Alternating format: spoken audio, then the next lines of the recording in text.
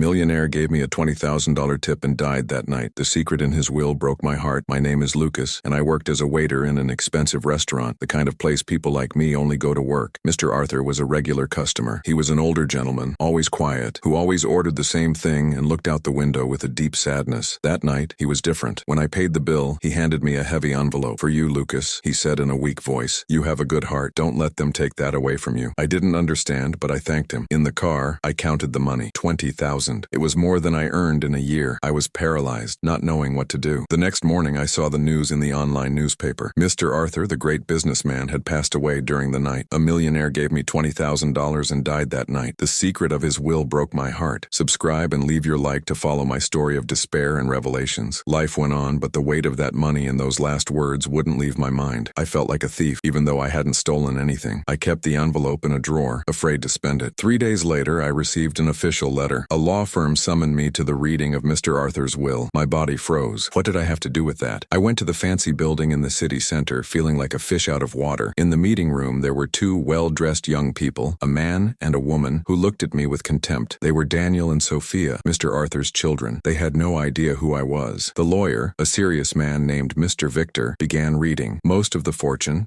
as expected, went to the children. Daniel and Sophia smiled, a cold, victorious smile. But then Mr. Victor paused and looked at me. He read a separate part, a personal attachment. In that document, Mr. Arthur told the true story of his family. He had a third son, Michael. From the description, he was the eldest, the most like his father in spirit and kindness. Daniel and Sophia, driven by envy and greed, hatched a terrible plan against their own brother. They accused him of fraud in the family business, fabricating evidence and bribing people. Michael lost everything: his reputation, his position in the company, and his father's trust, who at the time believed his other two children. The old man's letter was full of pain. He recounted how Michael, destroyed and abandoned, ended up taking his own life. Only years later did Mr. Arthur find Michael's diary and other evidence revealing his other children's conspiracy, but it was too late. The law prevented him from taking away all of Daniel and Sophia's inheritance, but he found another form of justice. His heart was broken, and he could no longer live with that secret and that guilt. The will continued, explaining that he had been watching me for months at the restaurant. He saw in me the honesty that his children lacked, so he left me a considerable sum of money, but on one condition. He also left me a box containing all the evidence he had gathered against Daniel and Sophia. The task was mine, to use those resources to ensure that the truth about Michael came to light and that his brothers paid for what they had done. I left the lawyer's office shaking. In the car, I opened the box. It was full of documents, recordings, and copies of emails. It was the anatomy of a perfect crime committed by two siblings against the third. I felt a lump in my throat. What did that man see in me? I was just a waiter, a simple person. How could I take on two people so rich and powerful? My first instinct was to take the inheritance money and disappear, to forget all about it. But the image of Mr. Arthur's sad face wouldn't leave my mind. His last words echoed, "Don't let them take that away from you." He wasn't talking about the money. He was talking about my integrity, my sense of right and wrong. He didn't want revenge with his own hands. He wanted justice to be served by someone who still believed in it. That night I made my decision. I wouldn't do it for money or revenge. I would do it for Michael, a man I had never met. I would do it for a heartbroken father who trusted a stranger to clear his son's name. I spent the next few weeks immersed in those documents. I learned about Daniel's business, an empire built on the lie that destroyed his brother. I discovered the life of Sophia, a public figure who ran fake charities, using the suffering of others to build an image of a saint. They were monsters dressed in expensive clothes, and I had the map to expose each one of them. I started with Daniel. He was about to close a huge deal that would make him even more powerful. Using some of Mr. Arthur's money, I hired a digital security expert to anonymously send evidence of the original fraud to Daniel's main competitor and to an investigative journalist known for not being afraid of big shots. The plan worked better than I expected. The competitor used the information to sabotage the deal, and the journalist published a devastating article. The story of the fraud that drove Michael to despair came to light. Daniel's company's stock plummeted. The government opened an investigation. His house of cards began to crumble. While Daniel struggled to save his business, I turned my attention to Sophia. She was organizing a big charity event, a ball to raise funds for a noble cause. It was all a sham. Most of the money went into her pocket. I found former employees she had humiliated and unfairly fired. I offered them financial and legal support so they could tell their stories. On the night of the grand ball, while Sophia was giving her speech about compassion, the stories of her former employees began to appear on all the major news websites. Her hypocrisy was exposed for the whole world to see. The scandal was huge. She lost all her sponsors and her position in high society. Daniel and Sophia, under pressure, did what people like them always do. They attacked each other. In interviews, each blamed the other. Their fight became a public spectacle. They lost the respect, friends, and fortune they loved so much. I watched it all from afar, from my small apartment. I felt no joy, only a cold relief, the feeling of a job well done. Mr. Arthur's revenge was not about destruction, but about revealing the truth they had hidden for so long. Weeks later, with Daniel and Sophia's names in the mud, Mr. Victor called me again. There was a final clause in the will, which would only be activated after the moral resolution of the heirs. With their public disgrace, the clause came into effect. Most of the fortune that still remained to them was automatically transferred to a new foundation, created in the name of Michael Harrison, a foundation dedicated to helping young entrepreneurs who were victims of fraud and injustice in the business world. The will named me as one of the directors of this foundation. My job would be to help choose who would receive support. Suddenly, my life changed course. I was no longer a waiter. I had a purpose. The money Mr. Arthur gave me was not a payment, it was a tool. The real gift was the trust he placed in me. I understood that the best revenge is not hatred, it is to build something good out of pain. I will never forget the secret that broke that old man's heart. But now every day, I work to ensure that the kindness of his forgotten son, Michael, can flourish in other people, and somehow, that helps to heal some of that old sadness. My new office wasn't big, but it had a window overlooking a small park. For the first time in my life, I wasn't serving anyone. I was helping. The Michael Harrison Foundation began operating quietly. Mr. Victor guided me on legal and financial matters, but the final decision on who to help was mine. The first person I helped was a young woman named Julia. She had a small technology company, and her partners had deceived her, stealing her idea. Her story echoed Michael's. We used the foundation's resources to give her the legal support she needed to start over. Seeing hope return to her eyes was a greater reward than any amount of money. I thought Daniel and Sophia had disappeared, vanished in shame. I was wrong. People like them don't feel shame. They feel anger when they lose. The first stone was thrown by an online newspaper in an article by a journalist named Ricardo. The headline was poisonous. The Air Waiter, How a Stranger Took Possession of a Grieving Family's Fortune. The text portrayed me as a con artist, a freeloader who took advantage of a vulnerable elderly man. They used my humble past against me as if being poor were a character flaw. The article had no evidence, only malicious insinuations, but the damage was done. The foundation's phone began ringing with questions. Potential donors canceled meetings. The seed of doubt had been planted. A week later, Daniel and Sophia appeared on a TV show. Sitting on a white sofa, dressed in elegant clothes and with sad faces, they were the image of injustice. Sophia cried fake tears as she spoke of her confused father. Daniel, in a serious voice, spoke of the undue influence of a restaurant employee. They didn't accuse me of a crime directly. They were smarter than that. They just raised suspicion, letting the public's imagination do the rest. They were trying to rewrite history, transforming themselves from villains into victims, and for many it was working. I felt cornered. The truth I had exposed was being buried by a more attractive and well-told lie. I went to Mr. Victor's office, feeling the weight of the world on my shoulders. He listened to me calmly, without showing any surprise. It was to be expected, Lucas, he said. They lost their money and power, but they still have a name, and they're going to use it to destroy the only thing they have left, Michael's legacy. He explained to me that their strategy was clear. If they could discredit me, they could legally challenge the creation of the foundation, claiming that my father was not of sound mind when he signed the papers. They don't want the money back, not all of it, Mr. Victor concluded. They want to erase Michael's name from history. For them, the existence of this foundation is a daily humiliation. That night, I could hardly sleep. Mr. Arthur's words came back to me with force. Don't let them take this away from you. I understood that the battle was not over. The first phase was his revenge. The second phase was my fight to defend the justice he had begun. I could no longer hide behind anonymous leaks. I needed to have a face, a voice. I picked up the phone and called the journalist who wrote the article, Ricardo. I asked for a meeting. He seemed surprised but accepted.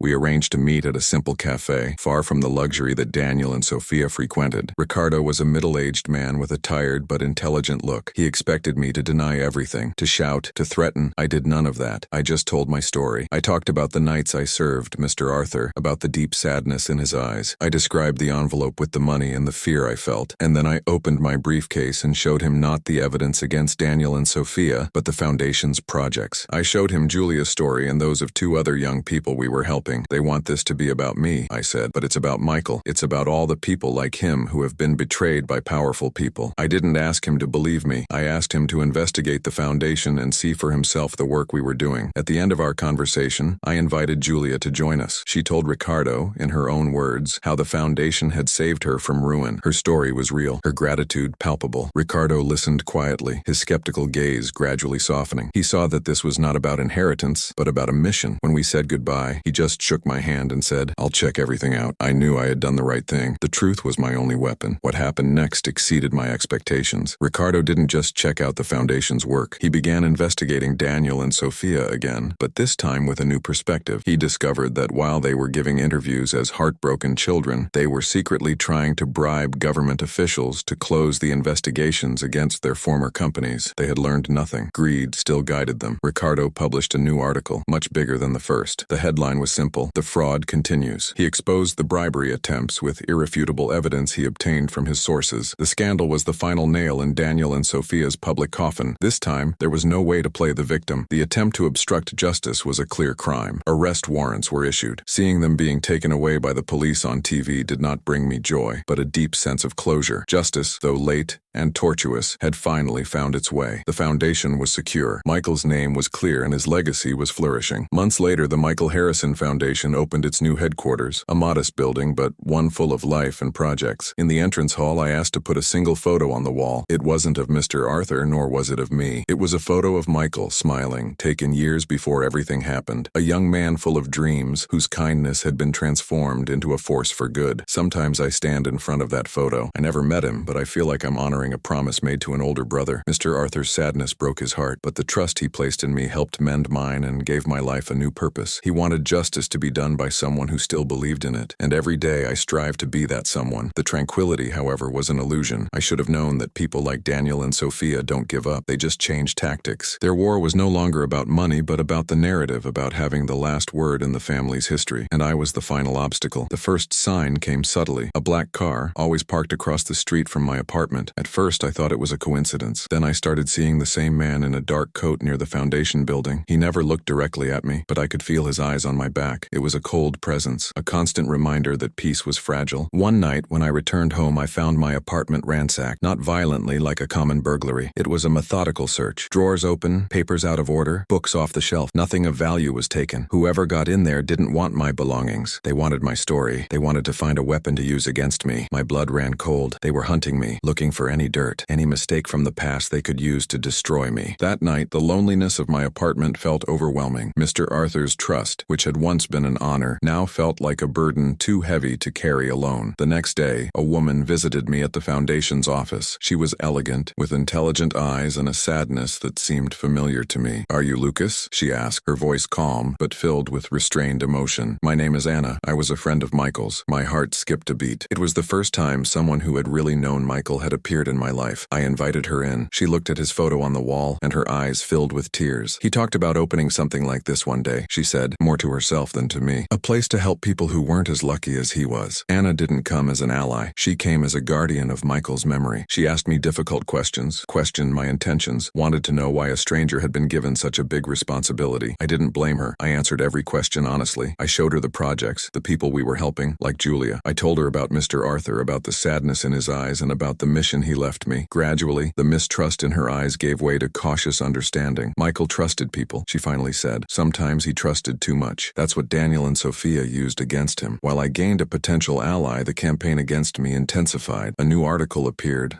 this time on a gossip blog, but with a huge reach. The article talked about an old debt I had from a time when my mother was sick and I was desperate. They painted the story as if I were a deadbeat, an opportunist who always lived on the edge of the law. It was a cruel distortion of the truth, but it was effective. People started looking at me differently on the street. The respect I was beginning to build seemed to crumble. The man in the black car didn't even hide anymore. I knew he was putting the pieces together, feeding the newspapers with poison. It was Anna who discovered his name, Marco, a private investigator known for his his dirty work, for his ability to destroy reputations. He works for the worst kinds of people, Lucas, she warned me. And Daniel and Sophia are the worst. The situation was spiraling out of my control. I was good at following a plan, at using the evidence Mr. Arthur left me, but I didn't know how to fight a war of lies in the mud. I wanted to hide, but I looked at Michael's photo and knew I couldn't. I decided that the best defense was transparency. With Mr. Victor's help and Anna's support, I called a small press conference, not in a fancy place, but at the foundation's headquarters. I was nervous. My hands were sweating. But when I started talking, my voice came out steady. I told the truth about the debt, about my mother's illness, and the despair I felt. I didn't ask for pity. I just presented the facts, and then I shifted the focus. I talked about the foundation's work, about the dreams we were helping to rebuild. Julia was by my side, and her testimony about how we helped her was more powerful than any accusation. But the final blow came from Anna. She stood up and addressed the journalists. I knew Michael. I know what his brothers did, she said, her voice breaking. But there's something even their father didn't know. She said that the week before Michael took his own life, he discovered that Sophia had been embezzling money from the company into a personal account for years. He confronted her, and that's why they accelerated their plan to destroy him. Not only did they accuse him of a fraud he didn't commit, but they did so to cover up Sophia's real crime. Anna had proof. Emails that Michael had sent her. Desperate, not knowing what to do. The revelation hit like a bomb. It was no longer my word against that of two fallen heirs. It was the word of a witness, with concrete evidence of an even older and more sordid crime. The story was no longer about a lucky waiter, but about the depth of Daniel and Sophia's evil. The authorities, who were already investigating the siblings for obstruction of justice, opened a new inquiry into Sophia's original fraud. Investigator Marco disappeared as quietly as he had appeared. The smear campaign against me died instantly. With the new evidence, Daniel and Sophia's sentences were much harsher. Not only did they lose their fortune and status, but they lost their freedom for a long time. Justice was finally served. The foundation, free from the shadows of scandal, flourished. We received more donations, more support. Anna joined the board, her presence a living bridge to Michael's legacy. Sometimes Anna and I would sit in my office looking out the window at the park. We talked about Michael, about funny stories from his youth, about his dreams. Through her, I finally got to know the man whose name I was fighting for. I was no longer just the guardian of a promise made to a sad old man. I was a friend, honoring the memory of another friend. Mr. Arthur gave me a task that seemed impossible. He saw something in me that even I didn't see. He gave me more than money. He gave me a purpose. His revenge was not an act of destruction, but of creation. From the greatest pain of his life, he planted the seed of something good. And every day, as I help someone else get back on their feet, I feel like I am watering that seed, ensuring that Michael Harrison's goodness continues to grow in the world. And that, I realized, is the only justice that really matters. The peace lasted longer than I expected. For almost 5 years, the Michael Harrison Foundation grew and became a safe haven for many people. Michael's name, once a tragic footnote in the history of a wealthy family, was now synonymous with second chances. Anna and I became an unlikely but effective duo. She was the heart of the foundation, the living memory of Michael, and I was the practical guardian of the legacy Arthur had entrusted to me. Life had found a peaceful and purposeful rhythm, but the scars of powerful families rarely disappear completely. They just lie hidden, waiting for the time to hurt again. The new disturbance came in the form of a man named Raoul. He showed up at the foundation on a rainy afternoon, unannounced. He was older, with the same piercing eyes as Mr. Arthur, but without the sadness. In its place was a cold hardness, an ancient resentment. "I'm Raoul Harrison," he said, his voice firm. "Arthur's brother." My stomach churned. In all the documents, in all the stories, his name had never been mentioned. It was as if a ghost had walked through the door. He explained that he lived in another country and had distanced himself from his brother years ago because of business differences. Now, with Daniel and Sophia in prison and the family fortune in the hands of a stranger, he felt it was his duty to return. At first, Raoul was subtle. He didn't attack me publicly. Instead, he began giving interviews to smaller newspapers, talking about the pain of seeing his family destroyed. He portrayed himself as the heartbroken uncle who only wanted reconciliation. He spoke of Daniel and Sophia as young people who made a terrible mistake, but who were still his family. He began visiting them in prison, and photos of their sad embraces were leaked to the press. The narrative he was constructing was poisonous, that of a family that, despite its problems, was being kept apart by an ambitious outsider. Me. He never accused me of anything. He just referred to me as the former waiter.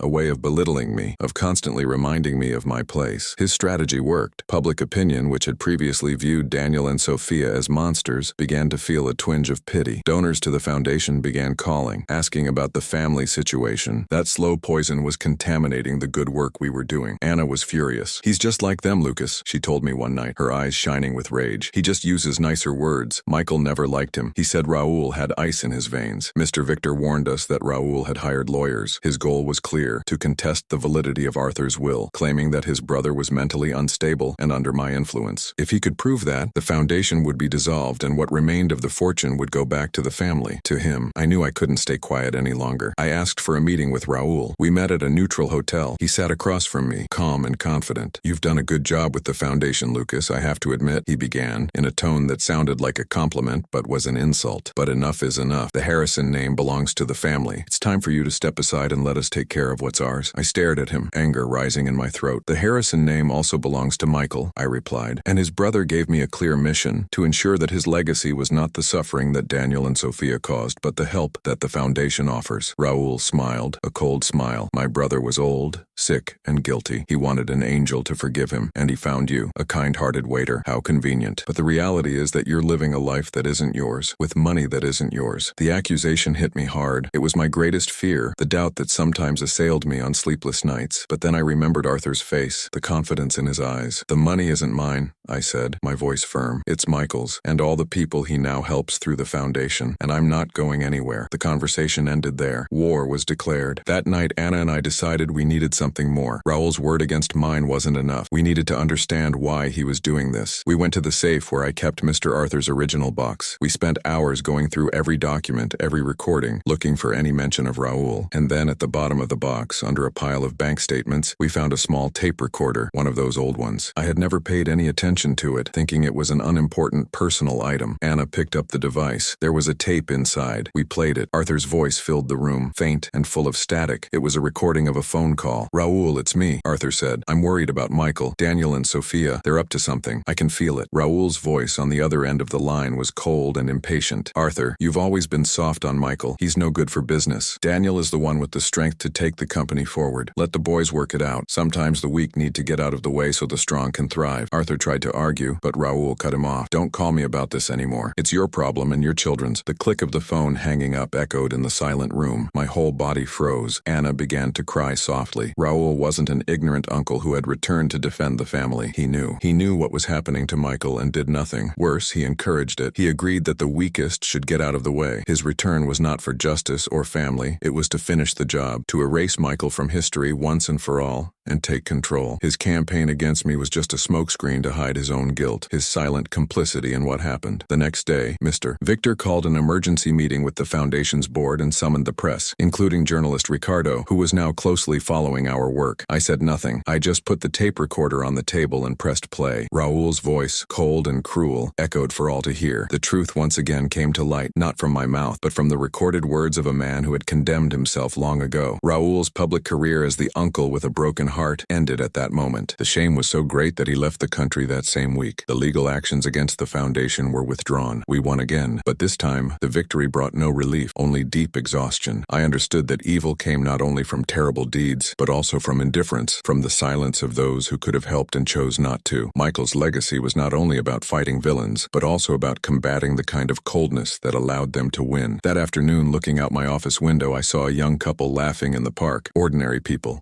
living their lives, and I felt, more strongly than ever, that our job at the foundation was to build a world where kindness was not seen as weakness. The final battle was not against an enemy, but for an idea, and that was a fight worth fighting, every day. After the storm called Raoul, there was a calm that lasted almost 7 years. The Michael Harrison Foundation was no longer a promise, it was a solid reality, a place known for giving new chances to those the world had given up on. Anna and I had become a team in perfect harmony. She took care of the people. I made sure she had everything she needed to do so. The pain that gave rise to it all had transformed into a peaceful purpose. I no longer felt like an imposter, a former waiter in charge of a ship that wasn't his. I was the captain Mr. Arthur had chosen, and I sailed with pride. The memory of Michael was no longer a sad ghost, but the flag we flew every day. But I should have known that peace built on the ruins of a family like the Harrisons is never permanent. The seeds of resentment are patient and wait for the right ground to sprout again. The new problem arrived with a smile on his face and a notepad in his hand. His name was Marco, a journalist from an important magazine magazine who wanted to do a special report on the foundation. He approached us saying that our story was inspiring, an example of how tragedy can be turned into something good. "I want to tell Michael's story through the good you do," he said, with a look that seemed full of sincerity. Anna was excited. It was a chance to spread our message, to reach more people who needed help and donors who could support us. I, on the other hand, felt a chill down my spine that I couldn't explain. After Raoul, I had become suspicious, but Anna convinced me. "We can't live in fear forever, Lucas. The foundation's story deserves to be told." I agreed, ignoring that bad feeling. Marco spent the next few weeks with us. He was friendly, professional, and seemed genuinely interested. He interviewed me, Anna, and several of the people we helped. He listened to the stories attentively, took notes, and praised our work. Gradually, my suspicion faded. Maybe I was just tired of the battle, seeing enemies where there were none. He asked me questions about my past, about the night I met Mr. Arthur. "I want readers to understand the special connection you had," he explained. He asked Anna about her relationship with Michael, about the dreams they had together. "I need to show the man behind the name on the wall," he said. It all seemed like part of a good news story. At no point was he aggressive. His questions were like fine needles, which you only feel the sting of long after. He was collecting our memories, our pains, and our hopes, and we handed them to him on a silver platter. The story was published in a Sunday edition, taking up several pages. The headline was devastating. "The Legacy of Guilt: How a Waiter and a Dubious Inheritance Bought Redemption." My stomach sank as I read it. Marco hadn't lied about any of the facts, but he twisted them in such a perverse way that the truth became a lie. My story as a waiter was not an example of Mr. Arthur seeing the good in people, but proof that I was an opportunist who took advantage of a lonely and confused old man. The $20,000 tip was presented not as a gift, but as the beginning of manipulation. Mr. Arthur's sadness was not over the loss of his son, but a sign of his weak, easily influenced mind. Anna was portrayed as a bitter woman, unable to move on from the past, who used her late fiancé's name to stay relevant. The people the foundation helped were mentioned in passing, like pieces of an expensive play staged to clear the conscience of a guilty father. It was a surgical attack carried out with our own words, taken out of context and reassembled to form a monstrous image. The foundation's phone wouldn't stop ringing. Donors were questioning. The press wanted answers. In a matter of hours, nearly a decade of work was being tarnished by doubts and suspicions. Anna cried with anger and frustration. "How could he do this? We trusted him," she said. I felt like an idiot. That initial feeling, that voice telling me to be careful, I had ignored it. Marco's poison was more effective than Raoul's because he used the appearance of objectivity. He didn't shout accusations, he just connected the dots, letting the reader come to the dirty conclusion he wanted. It didn't take us long to discover the source of the attack. Mr. Victor, our lawyer and friend, made a few calls. The magazine where Marco worked had received a large anonymous investment months earlier. Following the money trail, he arrived at a front company that was ultimately controlled by a fund. The fund that managed what was left of Daniel and Sophia's money. They couldn't attack us legally because they were in prison. But from inside prison, using their contacts and the power that money still gave them, they found a new weapon: public opinion. They didn't need to prove anything in court. They just needed to plant the seed of doubt in people's minds so that our work would wither and die for lack of support. It was the perfect revenge, to destroy Michael's legacy, not with a hammer, but with poisonous whispers. That night, I felt defeated like never before. Raoul's accusation that I was living a life that wasn't mine echoed in my head. Maybe he was right. Maybe I was just a waiter who got lucky. I looked at Anna, her face stained with tears, and saw the same pain I saw in Mr. Arthur's eyes that last night. The pain of being betrayed by those who should love you. And then, his words came back to me with striking clarity. "You have a good heart. Don't let them take that away from you." Them. Daniel, Sophia, Raoul, Marco, they were all them. People who lived to diminish, to destroy. And I understood that responding with anger, suing the magazine, entering into a war of accusations in the media, would be exactly what they wanted. It would be letting them turn me into someone like them. It would be letting them finally take my heart away. What would you do if you received $20,000 from a client who died hours later? Comment on what you think of this twist and share it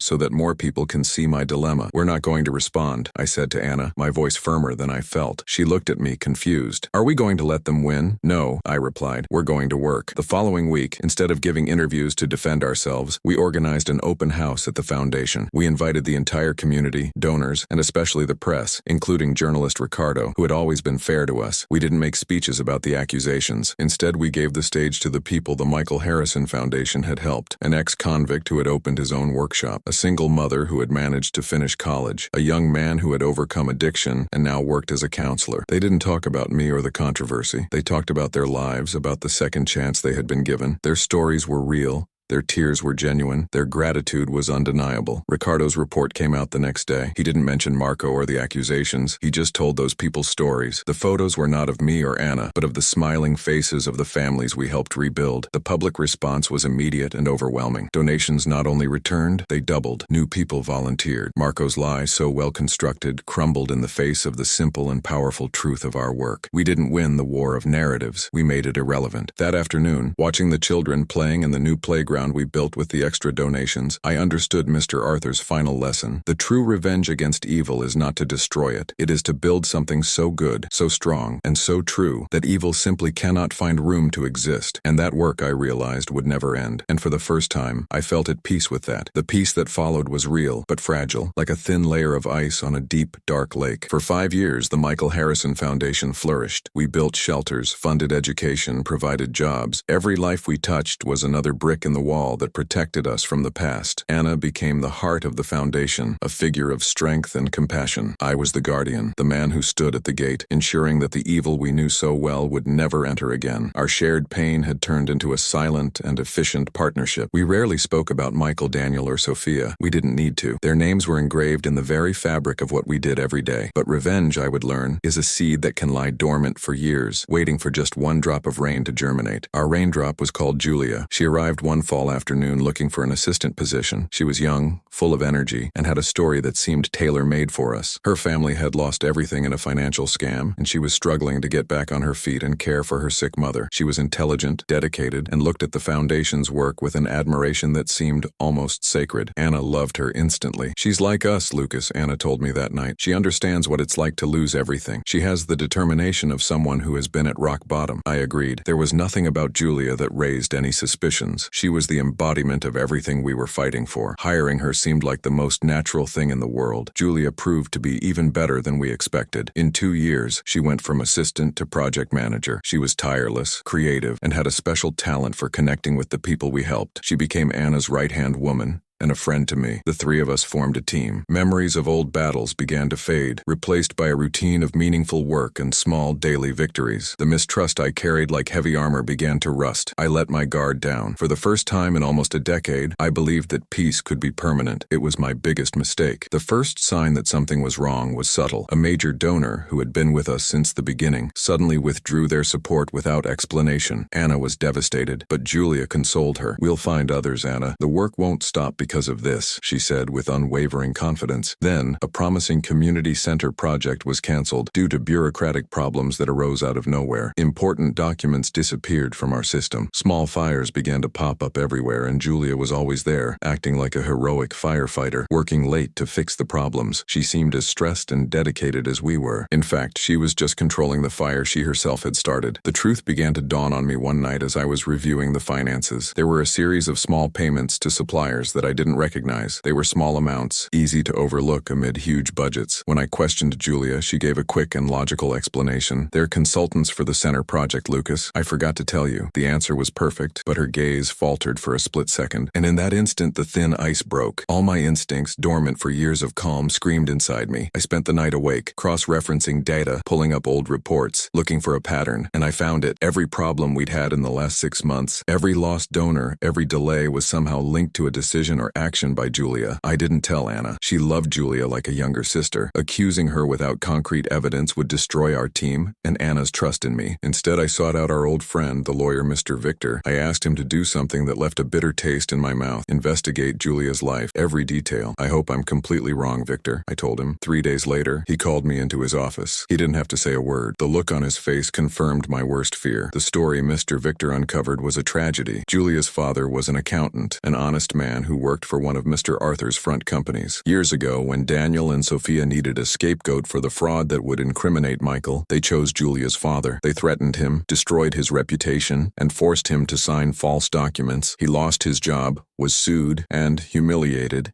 ended up taking his own life. Julia was just a teenager. She grew up with one certainty: the Harrison family had destroyed hers. And to her, the Michael Harrison Foundation was not a legacy of kindness. It was their latest and most disgusting hypocrisy. We also discovered that Daniel and Sophia, even from prison, maintained contact with the outside world through corrupt lawyers. They found Julia. They fed her hatred, told her a distorted version of the story where Michael was the mastermind behind everything, and Mr. Arthur a weak old man who covered up for his favorite son. They trained her, financed her life, and put her in our path. She wasn't an employee, she was a weapon, patiently positioned to destroy everything from within, in a way that no newspaper report could ever achieve. It was their ultimate revenge, to use the Foundation's own mission to help the wronged to annihilate us. That night I called Anna and Julia into my office for a meeting. I placed a folder on the table. Anna smiled, unaware of anything. Julia looked at me, her face a mask of professional calm. "Julia," I began, my voice sounding strange to my own ears, "I need you to explain to me who your father was." The blood drained from her face. The mask cracked. Anna looked at me confused. "Lucas, what's going on?" I opened the folder and showed Anna the documents. I saw understanding and pain flood her eyes as she read. Julia didn't try to deny it. The hatred, contained for years, finally exploded. "You don't know anything," she shouted, tears of rage streaming down her face. "You build playgrounds on the graves of the people your family destroyed. My father was a good man, and you use the name of the monster who killed him as if he were a saint." Anna, her face pale, stood up. I expected her to yell, to kick her out. Instead, she walked slowly toward Julia. "I'm sorry about your father," Anna said, her voice breaking. "I'm so sorry. They took my future too. They took the man I loved. Daniel and Sophia, they don't just destroy people, Julia. They destroy entire worlds. And they used your pain, your justified pain, to try to destroy another." Julia broke down in tears, a mixture of hatred and confusion. She was a victim, turned into a villain by the real monsters in this story. At that moment, looking at the two women crying, one for the loss of her fiancé and the other for the loss of her father, united by the same source of pain, I understood what we had to do. We didn't call the police. The next day, Mr. Victor used the information we had to expose the network of illegal contacts that Daniel and Sophia maintained from prison, resulting in longer sentences and total isolation for them. As for Julia, Anna offered her a choice. She could leave and we would never mention the subject again. Or she could stay and, with our support, help prosecute Daniel and Sophia for what they had done to her father, using the Foundation's resources to achieve the justice she had been denied for so long. She chose justice. The battle that followed was long, but for the first time Julia was fighting the right enemies, and we were by her side. Our enemies' revenge failed because they underestimated the only force more powerful than hate: compassion. They sent us a weapon to destroy us, and we turned it into an ally, breaking the cycle of revenge once and for all. Justice for Julia's father was neither quick nor easy, but it was real. With the Foundation's resources and Mr. Victor's expertise, we built a solid case. We unearthed evidence that Daniel and Sophia thought was lost forever. The process reopened old wounds, but it also brought a sense of closure. Julia, who came to us as an instrument of hatred, became a tireless advocate for the truth. She spoke with an authority that came from pain, and her story convinced everyone. In the end, her father's name was cleared, and a posthumous award was granted, which she donated in full to a legal aid fund for other victims of corporate fraud. She became a key member of our team, living proof that our mission worked. The next 3 years were a productive calm. The three of us, me, Anna, and Julia, were a team. We built 2 more shelters, launched a scholarship program, and expanded our support network. The Michael Harrison Foundation became a pillar in the community, a name associated with hope. The mistrust that had once guided me gave way to a routine of purpose. I allowed myself to believe that we had won, that evil, once exposed and defeated, simply disappeared. But evil does not disappear. It just waits, regroups, and learns from its mistakes. He arrived on a rainy Tuesday. A middle-aged man, dressed in a suit worth more than my car, showed up at the front desk without an appointment, asking to speak with me. He introduced himself as Raoul. There was nothing overtly threatening about him. His voice was calm, his manners polite, but his eyes were empty like 2 polished stones. He didn't look at you, he looked through you. He said he was a former business partner of Daniel and Sophia. The mention of those names set off alarm bells in my head. "Business partner?" I repeated, trying to keep my voice steady. "They've been in prison for years." Raoul gave a thin smile that didn't reach his eyes. "Deals are deals, Lucas, and some of them transcend concrete walls. Your friends made promises before they left, promises that involved a significant investment on my part, an investment I used to help them keep certain operations running, even from afar." He paused, letting the weight of those words settle in the air. Now their source has dried up, and an investment needs a return. My blood ran cold. I understood immediately. The network of contacts that Daniel and Sophia used from prison, the same one Victor exposed, was financed by people like Raoul. Criminals. "We have nothing to do with Daniel and Sophia's business," I said, my hand clenching into a fist under the table. "That's where you're wrong," said Raoul, leaning forward. "This foundation was created with Arthur Harrison's money, money that rightfully belongs to his 3 children, Michael, Daniel, and Sophia. I see this organization as Michael's share, and since the other 2 can't pay me, it seems fair that the Good Brothers' share should cover the debt. He wasn't asking. He was informing. He wanted a percentage of the foundation's profits, a monthly silent payment. It was extortion, plain and simple. When I told Anna and Julia, the silence that followed was heavy. Anna was pale. She had seen the worst side of human greed, but this was different. It wasn't a legal or image battle. It was something darker. "Can't we go to the police?" she asked, but her voice was weak, as if she already knew the answer. "People like him don't leave traces, Anna," said Julia, her life experience making her the most realistic among us. "He's not going to threaten us with a gun. He'll destroy things around us, suffocate us little by little until paying seems like the only way out. I refuse to accept it. We're not going to give in. We're not going to let the money that helps so many people fall into the hands of a criminal. There's a limit." That night I received a message on my cell phone from an unknown number. It was just a photo. It wasn't of me, Anna, or Julia. The photo was of one of the children playing in the playground we built with the extra donations, the same playground that symbolized our victory over Marco's lies. The child smiled at the camera, a pure and innocent smile, but the person taking the photo was not a father or mother. It was someone who shouldn't have been there. There was no text, just the image. The message was clear and terrifying. "I know where you are, and I know what you value most." They were no longer attacking our past or our reputation. They were targeting our present, the fruit of our labor, the lives of the people we swore to protect. This was a kind of evil I didn't know how to fight. Our greatest strength, the community we had created, had become our greatest weakness. I looked at the photo, at that innocent smile, and felt a chill that did not come from the night. The game had changed. The old rules no longer applied. The next morning, I gathered Anna and Julia. I showed them the photo. I saw the horror in their eyes, the same horror I felt. "We can't risk anyone's life," Anna said, her voice breaking. "Maybe we should pay Lucas, just so he'll leave us alone." "He'll never leave us alone," I replied, my mind working frantically. "If we pay once, we'll be theirs forever. This isn't about money. It's about power. So what do we do?" Julia asked. "Do we fight? How?" I didn't have the complete answer, but a certainty was beginning to form inside me. We defeated Daniel and Sophia with transparency and kindness. We defeated Marco by showing the truth of our work. But Raul was different. He didn't care about truth, kindness, or public opinion. He operated in the shadows, in a world ruled by fear. And to fight a monster of the shadows, you couldn't just turn on the light. Sometimes you had to enter the darkness with him. "We're going to fight," I said, looking at the 2 of them, but not the way we did before. I went to my desk and picked up the phone to call Mr. Victor, but stopped. The law was a tool, but tools have limits. There was someone else I could turn to, a man the foundation had helped years ago, an ex-convict who had opened his own workshop, the same one who had given his testimony at our event. He knew the world Raul came from. He spoke the same language. The idea left a bitter taste in my mouth. Asking him for help meant crossing a line, admitting that the methods we held so dear were not enough. It meant using knowledge of the underworld to protect ourselves. It meant that in order to protect the good we had built, I would have to understand evil in a way I never wanted to. Daniel and Sophia's revenge was not over. It had just changed faces, and now it looked at us with eyes that felt nothing, forcing us to become something we never thought we would be. The battle for the soul of the foundation was just beginning. My finger hovered over Mr. Victor's name on the cell phone screen. It was the safe path, the path of the law. But the photo of that smiling child reminded me that the map Raul used did not have the same roads as ours. I deleted Mr. Victor's number and looked for another. Ricardo. His name was saved along with a note. Ricardo's Auto Repair. A reminder of the success the foundation could create. Now, I was going to ask him to remember the world he had left behind. The phone rang twice before he answered. His voice was hoarse, with the sound of tools in the background. "Hello, Ricardo. This is Lucas, from the foundation," I said, trying to keep my voice steady. There was a pause. The sound of metal stopped. "Lucas, did something happen? Do you need something?" His voice changed, becoming more concerned. He thought I was calling for help, not the other way around. "I do, Ricardo, but it's not money. I need advice about the kind of problem that can't be solved with lawyers." The silence on the other end of the line was long and heavy. I could imagine him wiping the grease from his hands with a rag, his face serious. "My shop closes at 8, he finally said. "Come after that, and come alone." Ricardo's workshop was in a more industrial part of town, a place where the day ended early and night fell quickly. The streetlights cast long shadows between the buildings. When I arrived, the large metal door was ajar. I went inside and the smell of oil and metal filled the air. Ricardo had his back to me, putting away a tool. He was a strong man, with the broad shoulders of someone who works with his hands. He turned slowly. His face showed no surprise, just a weary calm, like that of a soldier who hears a call to a war he thought was over. "So," he began bluntly, "what kind of problem is this?" I told him everything. About Daniel and Sophia, the revenge, Raul's arrival. I described the extortion, his demands, and finally, my voice faltering a little, I told him about the photo of the child. As I spoke, spoke, Ricardo's face didn't change. He listened with an attention that made me nervous. He wasn't judging. He was analyzing, calculating, seeing the pieces of the game. When I finished, he walked over to a counter and picked up a bottle of water. He offered me one. My hands trembled a little when I took it. "This Raul," said Ricardo, staring at a fixed point on the wall. "He's not a lone wolf. People like him always have someone above them, someone who doesn't like noise, who doesn't like attention." The photo of the child was a stupid move. Effective, yes, but stupid. It shows that he's acting on his own or that he's desperate. "What does that mean?" I asked, feeling a spark of hope. "It means he has a weak spot," Ricardo replied, turning to face me. His eyes were serious. "Lucas, you helped me build this life, this workshop. I have a family. If I get involved in this, if I start asking questions in the wrong places, I put everything at risk." The weight of my request fell on me. I was asking a man who had escaped the abyss to jump back into it for my sake. "I understand," I said, my voice low. "I'm sorry. I shouldn't have come." I turned to leave, feeling like an idiot, but his voice stopped me. "I didn't say I wouldn't help," Ricardo said. "I said it was dangerous. I owe my life to this foundation, and what they're doing to you is dirty. But if we get into this, we have to do it my way. No police, no lawyers, and you have to be ready to do things that will keep you up at night. Are you ready for that?" I looked at him, the man society had discarded and whom we had helped get back on his feet, and now he was the one who held the key to our survival. I thought of the smile on that child's face in the photo. I thought of Mr. Arthur's sad gaze. "I am," I replied, and the words sounded stronger than I expected. That night, I went home with a plan